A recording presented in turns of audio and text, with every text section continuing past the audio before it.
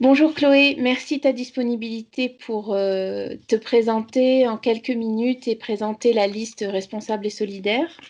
Est-ce que tu voudrais bien nous dire où tu es basée en Finlande?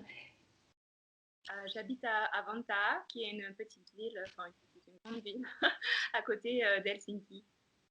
Ok, super.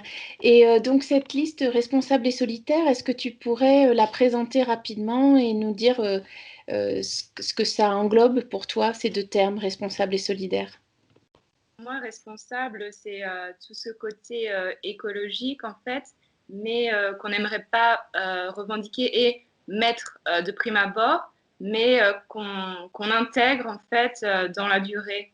Euh, pour nous, être responsable ou être écologique, ça devrait couler de source et c'est vraiment la base de notre société maintenant.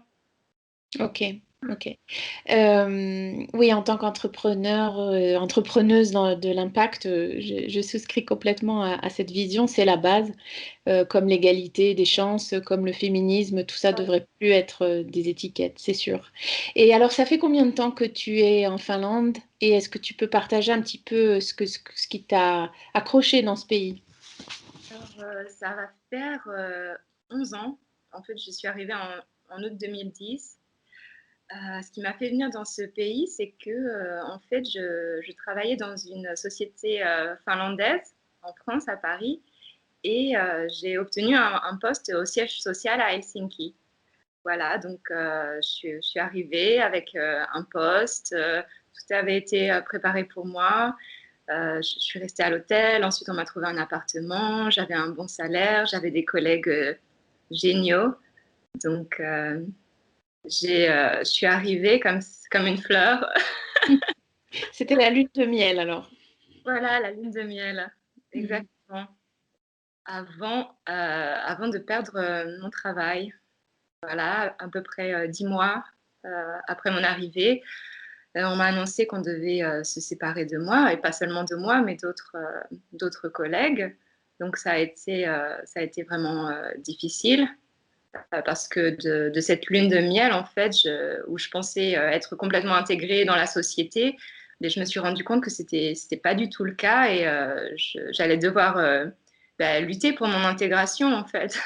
Apprendre la langue, en tout cas une des langues locales, devoir communiquer avec les gens qui n'étaient pas du tout en fait les gens que je connaissais dans mon entreprise.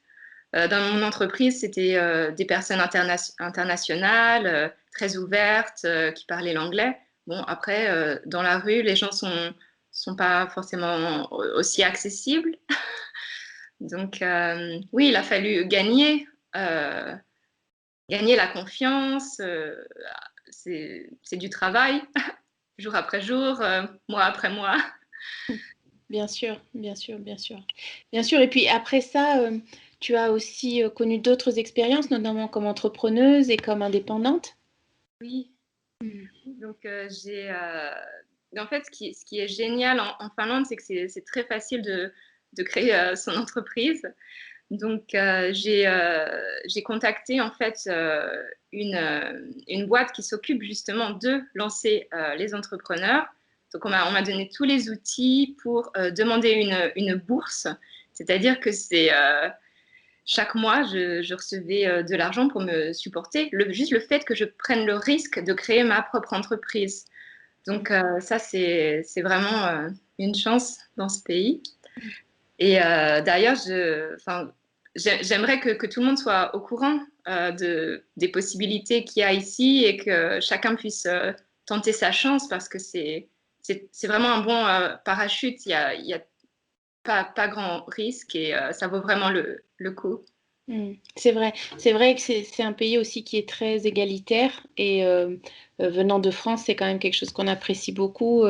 Tu es aussi mère de famille, donc tu as aussi reçu le grand paquet d'affaires que tous les enfants qui naissent en Finlande reçoivent.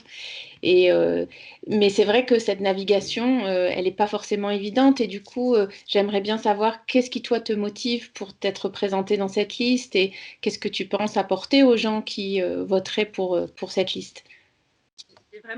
j'ai vraiment envie d'être le relais entre les Français de Finlande et l'administration, pouvoir être vraiment à leur côté, à vos côtés,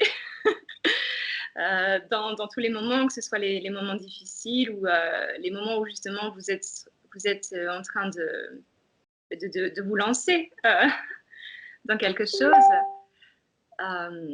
Voilà, je veux être là pour vous guider et vous aider à naviguer à travers cette période de votre vie et cette aventure. Bon, super. Ben, merci beaucoup, Chloé.